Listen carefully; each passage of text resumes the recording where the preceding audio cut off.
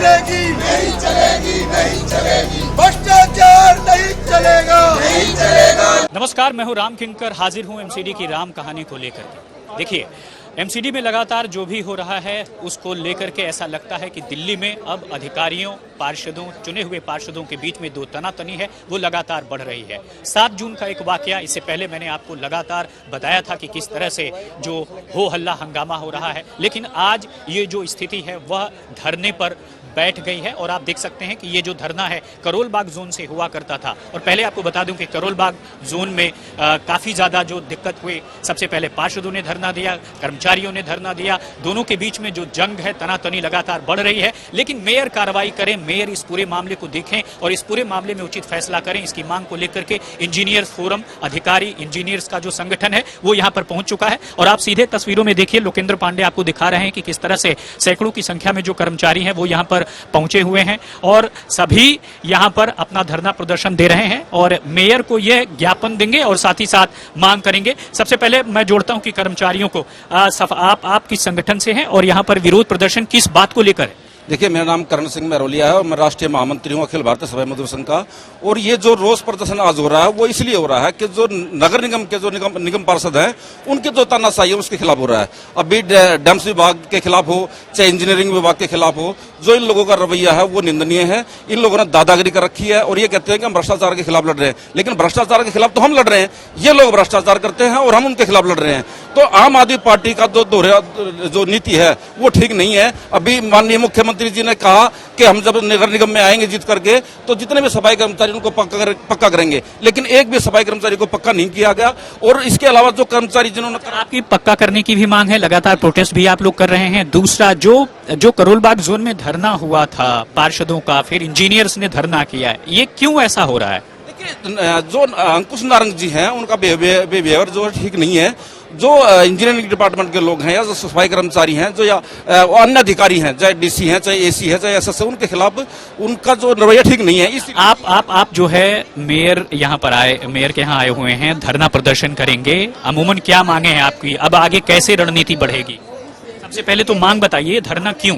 दिनकर जी, धरना हमारा एक ही बात का है। मैं करोल बाग में भी बताया था कि अनकंडीशनल माफी, जो अभद्र व्यवहार मेयर साहिबा के कमरे के अंदर बुला के डिप्टी कमिश्नर और सभी अधिकारियों का, करोल बाग जोन के सभी एचओडीज का उस दिन एक वो तिरस्कार किया गया, उनका अभद्र व्यवहार किया है। ऐसे दिखाया गया है जैसे कि एक हम अंकुश नारंग का कहना है दरअसल ये आवाज वो भ्रष्टाचार के खिलाफ उठा रहे हैं और इससे दिक्कत अधिकारियों को हो रही है। भ्रष्टाचार की कहां बात आ गई? एक सबसे बड़ा मुद्दा जो होता है इन लोगों का एक ही होता है कि सरकारी अफसरों को घेरने का, कि भ्रष्टाचार का मुद्दा। अरे भ्रष्ट आदमी है तो कोई तू पकड़ के दिखा, हम भी पकड़ के दिखाएंगे।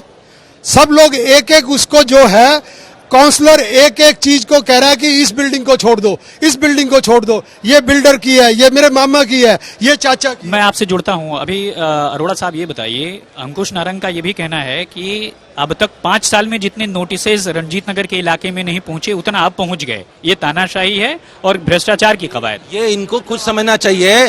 ये इसका मतलब जो अगर नोटिस इतने ज्यादा पहुंचे हैं तो ये भ्रष्टाचार के खिलाफ लड़ाई है, इनको सहयोग करना चाहिए। ये क्यों रोक रहे हैं? परेशान करने के लिए नोटिस किया जा रहा है सर। अगर जो और रिकॉर्ड भी मांगा है कि अब तक कितने काम हुए वो कार्रवाई की। सर ऐसा है, अगर कोई आदमी गलत कर रहा है तभी तो नोटिस पहुंच रहा है। अगर वो उसका जवाब दे दे, अगर वो सही कर रहा है, अपना सैंक्शन विरोध प्रदर्शन कैसे कर रहे हैं? सर मैं ये कह रहा हूँ आपसे, जैसे नारंग जी ने वो आरोप लगाया हमारे उस पे, अंकुश नारंग जी ने, कि सब लोग भ्रष्ट हैं। अगर भ्रष्ट हैं तो उसका एविडेंस पुटअप करें। हैं? पहली बात तो हमारे डीसी के यहाँ पुटअप करें। हमारे डीसी नहीं सुनते, एडिशनल कमिश्नर के यहाँ पुटअप करें। एडिशनल कमिश्नर नहीं सुनते, कमिश्नर के सामने पुटअप करें और उसके खिलाफ एक्शन जरूर होगा। अगर किसी भी एम्प्लॉय हमारा कोई काम नहीं करता है। प्रदर्शन कब तक चलेगा आप लोग? तब तक चलेगा जब तक न्याय नहीं मिल जाता हम लोगों को।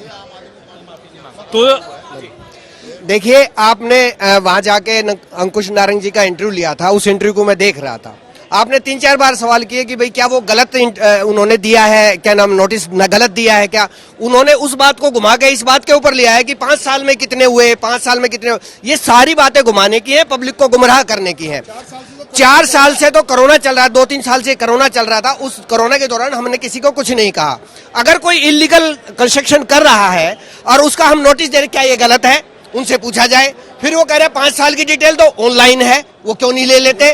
अगर वो कह रहे हैं ऑनलाइन है, मैं ये कह रहा हूं कि ये भ्रष्टाचार का मुद्दा उनकी तरफ है, क्योंकि वो भ्रष्टाचार अपनाना चाहते हैं। वो चाहते हैं इस इंजीनियर से इंजीनियर इनको कुछ दे, हम नहीं देंगे, कुछ भी नहीं देंगे और कानून के अनुसार काम करेंगे, यही हमारी डिमांड है। देखिए, सबसे खास बात यही है कि जो इंजीनियर्स है उनका ये कहना है कि उनको माफी मांगनी चाहिए। अंकुश नारंग का कहना है कि वो माफी नहीं मांगेंगे, उन्होंने कुछ गलत नहीं किया। अव्वल दोनों के अपने दावे हैं कि भ्रष्टाचार खत्म होना चाहिए और कार्रवाई होनी चाहिए।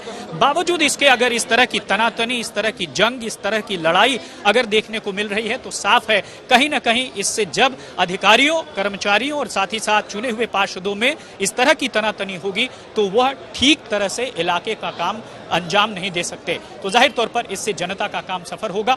तो फिलहाल एमसीडी की राम कहानी में इतना ही। आपको फिर लेकर चलूंगा एक ऐसे मुद्दे पर और साफ बताऊंगा ये तनातनी लगातार जारी रहेगी। कब तक रहेगी ये कहना बड़ा मुश्किल है। तब तक के लिए मुझे और मेरे साथी लोकेंद्र पांडे को दीजिए इजाजत। धन्यवाद।